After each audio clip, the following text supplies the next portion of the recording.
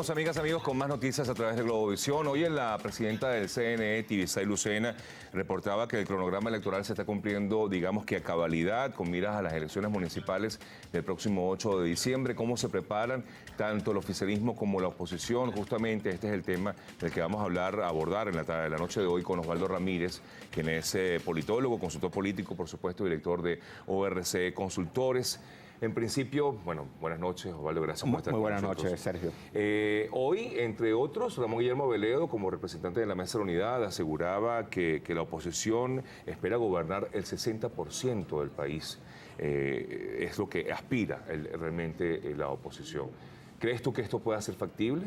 Bueno, toda encuesta siempre se presenta como una realidad para ser transformada. Y toda aspiración, políticamente hablando, en un país, primero, altamente polarizado, y segundo, un país en donde cada vez comenzamos a ver con mayor profundidad que las elecciones locales no suelen atraer grandes masas de electores. Contrario a lo que sucede con las elecciones presidenciales. El promedio de participación histórica en las elecciones locales es de 47,5%. Y se estima que, por lo menos hace un par de semanas, participar entre el 55 y el 60% de la población. Que está bien, tomando en consideración con otras elecciones similares. Tomando en consideración estos promedios. Ahora, también comenzamos a ver que claramente la oposición en este momento ha marcado una elección como una especie de plebiscito. Mientras que el oficialismo ha marcado esto como una victoria perfecta. Eso lo podemos abordar en unos minutos, pero hablando de ese plebiscito en particular, decir y tratar de conquistar una meta electoral es factible siempre y cuando trabajes en conquistar esa meta. No estoy diciendo que la mesa no lo esté haciendo, lo que digo es que los deseos que yo tengo de conquistar territorios electorales, en donde la gran paradoja que en este momento presenta la oposición es que sigue creciendo electoralmente en territorios que ya tiene, en territorios que tú sabes bien que tienen un margen de diferencia bien importante en una... O sea, territorios que son básicamente opositores, pues ganaría en todo caso, según los cálculos pues, o las estadísticas, ganaría la oposición nuevamente. Básicamente sí, básicamente estaríamos, yo creo que son menos de 90 municipios que están realmente en teoría. Sí, que pudieran pasar de bando. Yo creo que puede haber incluso sorpresas. Y esas sorpresas vienen dadas por dos grandes asuntos. El primer asunto es que municipios que creo yo que la oposición consideraba que ya tenían en el bolsillo han salido a la palestra pública. El caso de Valencia con el diputado Cochola, el día de hoy con la alcaldía de San Cristóbal, con Ceballos, en donde el gobernador Vilma Mora, y de hecho en las palabras que profirió hace minutos Nicolás Maduro, se volvió a montar sobre el tema y prácticamente dicen que actúe ya directamente la Fiscalía.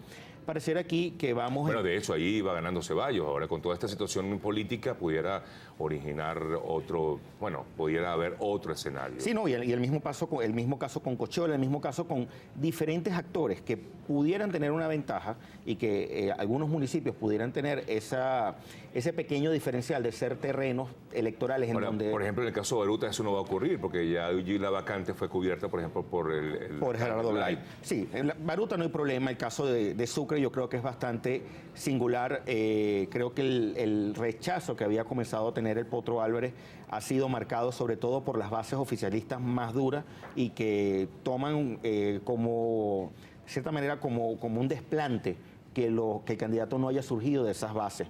El caso de Chacao no hay ningún problema con Ramón Muchacho. En el caso de Latillo, creo que allí esa elección está definitivamente polarizada entre Smolansky y Elías Sayet. Pero igual queda en la oposición. Pero queda igual la oposición. ¿Quién puede estar en riesgo? Por lo menos en el área de Caracas, el alcalde Ledesma. Y el alcalde Ledesma pudiera estar en riesgo en función de una baja participación electoral. Si hay una baja participación electoral el próximo 8 de diciembre, sobre todo en municipios como Baruta y el caso de Sucre, particularmente la parroquia Petare, que suele ser la parroquia que arrastra mayor cantidad de votos y es uno de los municipios que tiene mayor peso electoral del país, el alcalde mayor tendría un gran problema. Y el caso de Villegas no es un mal candidato, es un candidato primero mediático, segundo, entre comillas, es de esta nueva camada de líderes de la revolución. Y está haciendo campaña. Y está efectivamente haciendo campaña. Entonces allí entramos en una nueva consideración.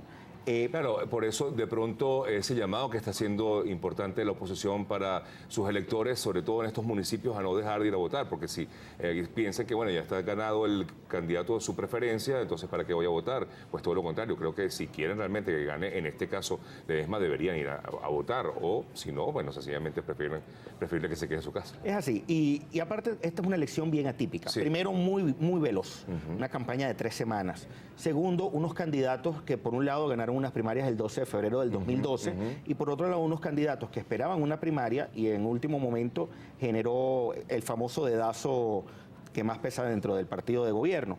Allí incluso el día de hoy 19 candidatos que apoyaba el Partido Comunista dejaron de apoyarlos, correcto, así como muchos otros. No creo que allí haya grandes riesgos dentro de ese gran pero polo. igualmente mueve el piso, en todo caso, al oficialismo, ¿no? Es así, no, y sí le genera una amenaza. Yo creo que los mensajes que han estado lanzando desde el partido de gobierno ha sido, señores, los candidatos oficiales son estos y no son otros. Y no se equivoquen, y cualquiera que aquí pretenda utilizar los símbolos del partido automáticamente está excluido. Lo mismo que ha pasado del otro lado de la unidad. Y lamentablemente yo creo que quizás hablando un poco de cultura política, sí, son detalles que terminan haciéndole un enorme daño a la democracia cuando no se permite el disenso por re o por fa, en este caso por el extremo y los polos, pero hay que recordar algo, el país no son dos polos. El país, si bien tiene un componente bien considerable en esa definición política de oficialistas y un componente un poco menor de opositores, hay un gran medio que pesa, que son esos independientes o no alineados. Ahora te pregunto, Osvaldo, ¿quién en todo caso saldría victorioso? Porque estamos hablando de que el oficialismo tendría una mayoría, pero no necesariamente esa mayoría implica más cantidad de votantes, es decir, más alcaldías no implica más votantes, ¿correcto? Es así, el gobierno tiene prácticamente el control de 152 municipios, en donde la diferencia porcentual de más de... ¿Quieres sí. Vamos seguro. a presentarles aquí, Teo, a ver si podemos mostrarle a nuestros amigos televidentes un poco lo que él nos quiere informar. Sí, en el extremo derecho de sus pantallas ustedes van a encontrar... el lado azul será. El lado rojo. El lado rojo, ok, aquí. Ok, Ajá. El oficialismo tiene más de 152 alcaldías, en donde históricamente ha ganado con un diferencial de más de 15% de diferencia sobre la oposición.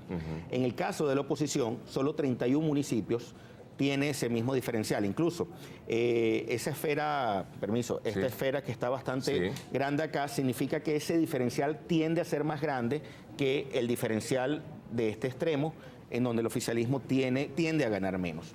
¿Qué sucede? Venimos a una batalla en donde generalmente si yo no hago una campaña de tierra, ¿qué significan las campañas de tierra? La campaña de contacto uno a uno con el elector.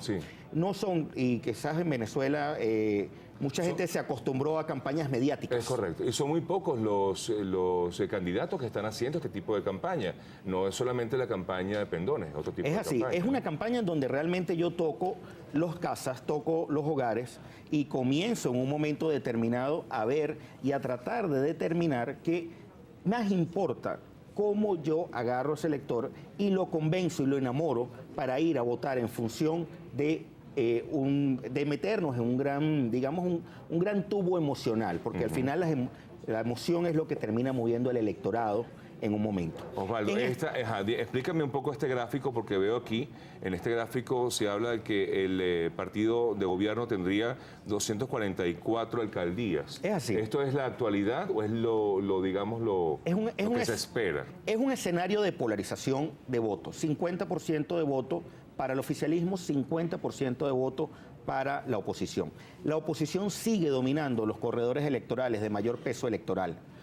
Y el hecho que los domine y saque cada vez, ahí hay una gran paradoja que yo creo que tiene que romperse electoralmente si la oposición o la alternativa democrática quiere ser gobierno en el futuro, es yo tengo que romper ese esquema de elección netamente urbana y meterme en lo rural de Venezuela. En ese escenario 50-50, el oficialismo tendría 244 municipios y la oposición tendría un cerca de 92 municipios. Ahora sí, en cambio, si hay algo así, o sea, ya sería un triunfo por parte de la oposición. Si logra más de 92 alcaldías. Si logra más de 92 alcaldías, estaríamos hablando de un 60% de voto nacional inclinado a favor de la oposición, con 120 alcaldías y el PSV o los aliados del Gran Polo Patriótico con 216. Eso es lo que decía Ramón Guillermo Aveledo. Él hablaba sobre este escenario, que es lo que aspira pues la oposición. Y allí la oposición estaría conquistando 52 alcaldías. Ok, y la otra digamos, el otro escenario sería un triunfo arrollador por parte del gobierno. Una victoria perfecta en donde gana con voto nacional y a la vez conquista ese número de alcaldías, esa victoria perfecta de la que yo conversaba previamente. Tú como, ya concluyendo, como consultor político que eres, ¿cuál es el escenario que tú perfilas para el país? Miren, venimos a un escenario, yo creo que de mayor polarización política. Viene un escenario en el cual... o sea, el primer escenario que mostramos. El gobierno, no necesariamente electoralmente. Yo creo que la elección es coyuntural. El país está avanzando a una velocidad bastante vertiginosa hacia otro modelo, hacia un modelo en el cual el gobierno se muestra como mucho más fuerte de lo que la gente lo está percibiendo. De cierta manera dando allí como una muestra de que aquí hay un puño de hierro gobernando. Sí. Y eso va a ir hacia un mayor aumento de la polarización, hacia un mayor aumento de la disidencia. Económicamente vamos a tener un país que quizás aquí se ilegaliza la inflación, pero el gobierno va a hacer todo lo necesario para garantizar comida y para garantizar toda la misión de alimentación, tratando de tener en un momento determinado el control de la opinión pública. ¿Qué pasa? La opinión pública, y con esto termino, cuando el gobierno es fuente de beneficios, la opinión pública deja de ser de cierta manera guerrillera, tratando de subvertir la opinión para decir esto está malo, esto no es correcto. Y por eso al final el voto es importante, pero la Constitución y tener la Constitución en mano para lo que viene es también bien fundamental para los ciudadanos en este momento. Osvaldo, te agradezco mucho el habernos permitido conocer un poco más de estas cifras y sobre todo lo que pudiera ser Venezuela en el futuro desde el punto de vista político. Muchas gracias, Osvaldo. Muchas gracias, Sergio. Buenas noches a todos. Una pausa y ya venimos con más.